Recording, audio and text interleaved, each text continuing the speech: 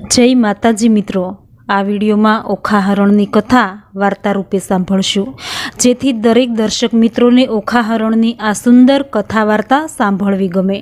मित्रों, चैत्र मास में ओखा हरण सांभळवानुं खूब महत्व छे, जे सांभळवाथी घर परिवारना सभ्योने ताव तर्यो आवतो नथी एवुं भगवान श्री कृष्णनुं वरदान छे।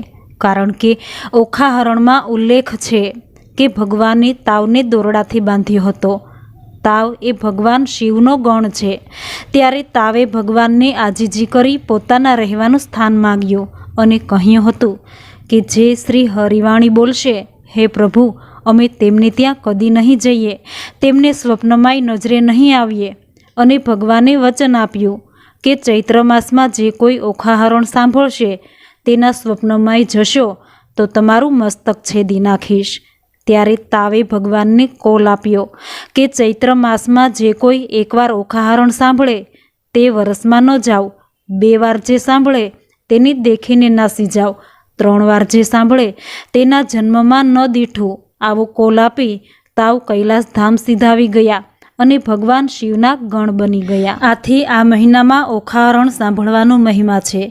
ओखा हरण सांभळती वखते हाथ में 3, 5 के 7 शेरवाळो दोरो राखवो। ओखा हरण पूर्ण थये आ दोरो घर में जो नानुं बाळक होय तो तेना कांडे बांधवो, तेमज घर परिवारना सभ्योने पण आ दोरो बांधी शकाय। आम करवाथी बाळको के घर परिवारना सभ्योने ताव तर्यो आवतो नथी अने आखुं वर्ष ए निरोगी रहे छे। आवुं महत्व छे चैत्र मासमां ओखा हरण सांभळवानुं के वांचवानुं। तो मित्रों, आ विडियो में ओखा हरणनी सुंदर वार्ता सांभळशुं, जेमां सांभळशुं नागपाशना दोरडाथी बंधायेलो अनिरुद्ध कोटवती देवीनी स्तुति करे छे, तेनुं स्तोत्रम गाय छे अने कोटवती देवी अनिरुद्धने वरदान आपे छे। आ सुंदर कथा जे कोई सांभळशे तेना दरेक मनोरथ पूर्ण थशे। ते आ लोकमां सुख भोगवी अंते विष्णु लोकमां जशे। भगवान श्री गणेशजीनुं ध्यान धरी ओखा हरण वार्ता सांभळीए। वक्रतुंड महाकाय सूर्यकोटि समप्रभ निर्विघ्नं कुरु मे देव सर्वकार्येषु सर्वदा। भगवान वेदव्यासजी राजा जन्मेजयने कथा आगळ संभळावता कहे छे के हे राजन, बाणासुरना नगरमां जे क्षणे बाणासुरे शूरवीर अनिरुद्धने ओखा साथे केद कर्यो हतो त्यारे अनिरुद्ध पोतानी रक्षा माटे कोटवती देवीना शरणे गयो। त्यारे अनिरुद्धे ए देवीनुं जे स्तोत्रम गायुं हतुं ते स्तोत्रम तमे सांभळो। अनिरुद्ध बोल्यो के हे अविनाशी, अंतरहित, दिव्य, अक्षत, सनातन आदि देव अने जगतना प्रभु श्री नारायण ने नमस्कार करी हूँ सर्वना हित अर्थे चंडी देवी आर्याने नमस्कार करूँ छूँ। ते कल्याणी देवी लोकोथी नमस्कार करायेला अने वरदान आपनारा छे, माटे श्रीहरिए सेवेला नामोथी हूँ तेमनुं कीर्तन करूँ छूँ। ए शुभ देवीनुं ऋषिओए अने देवोए वाणीरूप फूलो वडे पूजन कर्युं छे। ए देवी सहुना देहमां शक्ति रूपे रहेला छे, तेथी सर्व देवोए तेमने नमस्कार कर्या छे, केम के ए देवी महेंद्र अने विष्णुना भगिनी छे। भावथी शुद्ध मनथी पवित्र थई 2 हाथे नमस्कार करी हूँ ए गौतमी देवीनी स्तुति करूँ छूँ, जे कंसने भय आपनार, यशोदा माताना आनंदने वधारनार, बुद्धि अने कल्याणकारी, गायोना धणमां प्रगटेला नंद गोपने आनंद आपनार, बुद्धिमान, दक्ष, चाकर, शिव मंगल, कल्याण स्वरूप, दानवोना संहारक, सर्वभूतोना देहोमां चैतन्य शक्ति रूपे रहेला अने सर्व प्राणीओ वडे नमस्कृत ते देवीने हूँ नमस्कार करूँ छूँ। जे देवी दर्शन देनारा, मनोरथोने पूर्ण करनारा, मायारूप, अग्नि, सूर्य, चंद्र जेवी क्रांतिवाळा, शांतिरूप, ध्रुव, अचल स्वरूप, लोकोनी माता, सौने मोहित करनारा, पापोने सूकवी नाखनारा, देवो अने ऋषिओना गुणो वडे सेवन करवा योग्य सर्व देवोथी नमस्कार करायेला, काली स्वरूप, कात्यायनी स्वरूप, भय आपनारा अने तेनो नाश करनारा, काळ रात्रि रूप, इच्छित रीते गमन करनारा, त्रिनेत्री, ब्रह्मचारिणी, वीज स्वरूप, मेघ जेवो शब्द करनारा, वैताली रूप, विशाळ मुखवाळा, देवोना समूहमां पड़ेला, भाग्यशाળી, શકુની અને રેવતી કહેવાતા તિથિઓમાં પાંચમ છઠ પૂનમ અને 14 રૂપી 27 નક્ષત્રો રૂપી બધી જ નદીઓ રૂપ સર્વ દિશાઓ રૂપ નગરો ઉપવનો ઉદ્યાનો વાડીઓ દરવાજા અટારીઓમાં વસતા હ્રીમ તથા શ્રી બીજરૂ પર ગંગા સ્વરૂપ ગંધર્વ સ્વરૂપ યોગીની હોય સત્પુરુષને યોગ આપનારા છે. તે કીર્તિરૂપ આશારૂપ દિશારૂપ સ્પર્શરૂપ સરસ્વતી દેવીને હું નમસ્કાર કરું છું. વળી જે સાવિત્રી દેવી વેદોની માતા છે, ભક્તો પર વહાલ રાખનારા ઉત્તમ જળયુક્ત શાંતિદાયક એક સ્વરૂપ છે, અંશ રહિત છે, સનાતન છે, ઝૂંપડીમાં વસનારા મદિરા રૂપ ચંડા ઉગ્ર યાલા પૃથ્વી વાણી સ્વરૂપ મલય પર્વત પર વસનારા પ્રાણી માત્રનું ધારણ પોષણ કરનારા દુષ્ટોને ભય પહોંચાડનારા કુષ્માંડી નામથી યુક્ત પુષ્પો પર પ્રીતિવાળા દારૂણી ક્રૂર સ્વરૂપ મંદિરમાં વસનારા વિંધ્યાચળ અને કૈલાસ પર્વત પર વસનારા પ્રાણી માત્રનું ધારણ પોષણ કરનારા દુષ્ટોને ભય પહોંચાડનાર કુષ્માંડી નામથી યુક્ત પુષ્પો પર પ્રીતિવાળા દારૂણી ક્રૂર સ્વરૂપ મદિરામાં વસનારા વિંધ્યાચળ અને કૈલાસ પર્વત પર વસનારા ઉત્તમ સ્ત્રી સ્વરૂપ સિંહયુક્ત રથવાળા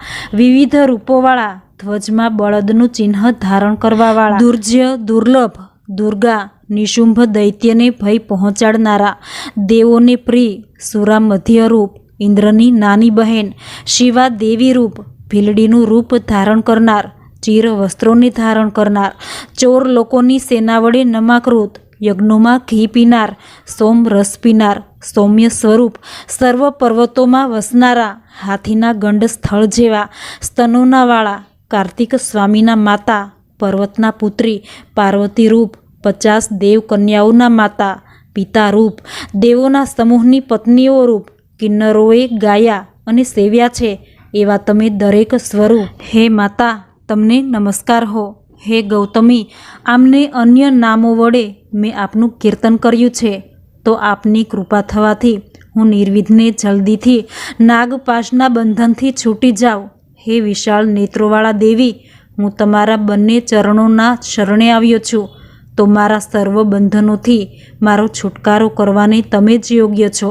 હે દેવી, બ્રહ્મા વિષ્ણુ રુદ્ર ચંદ્ર સૂર્ય અગ્નિ વાયુ 2 અશ્વિની કુમારો વસુઓ ધાતા ભૂમિ 10 દિશાઓ પવન સહિત મેઘ ગાયો નક્ષત્રોના વંશો ગ્રહો નદીઓ આમ દેવીના નામ કીર્તનથી સમસ્ત જગત દેવીનું જ સ્વરૂપ છે. જે મનુષ્ય સાવધાન રહીને આ પવિત્ર સ્તોત્રનો પાઠ કરે છે તેને 7મા મહિને એ દેવી ઉમદા વરદાન આપે છે. 18 ભુજાઓવાળા જે દેવી દિવ્ય આભૂષણોથી શણગારેલા છે, તેમના સર્વ અંગો હારોથી શોભે છે.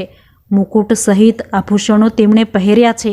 એ કાવ્યાયની દેવીનું જે સ્મરણ કરે છે, સ્તવન કરે છે, તેને હે દેવી તમે ઉત્તમ વરદાન આપો છો, તેથી હું તમારી સ્તુતિ કરું છું. તો હે સુંદર નેત્રોવાળા અને વરદાન આપનારા મહાદેવી, તમને નમસ્કાર હો.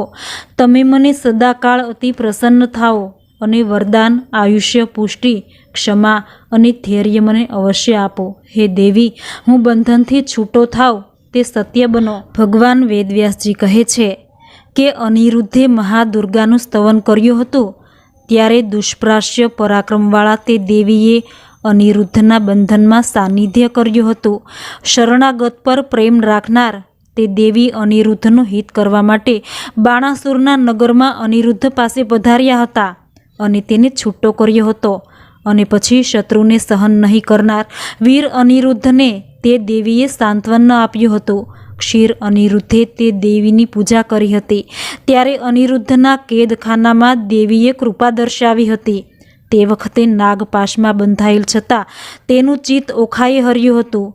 એવા એ અનિરુદ્ધના વ્રજ જેવા પાંજરાને દેવીએ પોતાના હાથના અગ્રભાગથી ચીરી નાખ્યું હતું.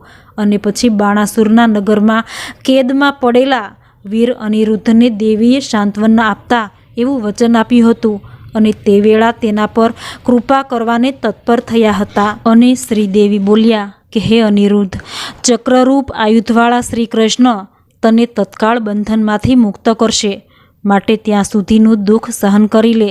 દૈત્યોનો નાશ કરનાર શ્રી કૃષ્ણ બાણાસુરના 1000 હાથ કાપી નાખી તને દ્વારિકામાં લઈ જશે. વેદવ્યાસજી આગળ જણાવતા કહે છે કે બાણાસુરની પુત્રી ઓખા અને અનિરુદ્ધને દ્વારિકા લાવવા ભગવાન શ્રી કૃષ્ણે ગરુડજી દ્વારા તૈયારી શરૂ કરી હતી. ત્યારે આ તરફ મહાઅસુર બાણાસુરે પોતાના સૈન્યને સજ્જ કરવા માંડ્યું હતું.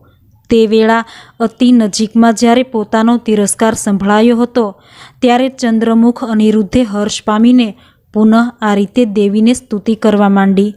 અનિરુદ્ધ બોલ્યા કે હે દેવી, હે વરદા શિવે, તમને નમસ્કાર હો. હે દેવોના શત્રુઓનો નાશ કરનારા દેવી, તમને નમસ્કાર હો. હે અથ્યષ્ટ વિચરણ કરનારા તે સદા શિવે, તમને નમસ્કાર હો. હે બંધન મુક્ત કરનારા તમને નમસ્કાર હો.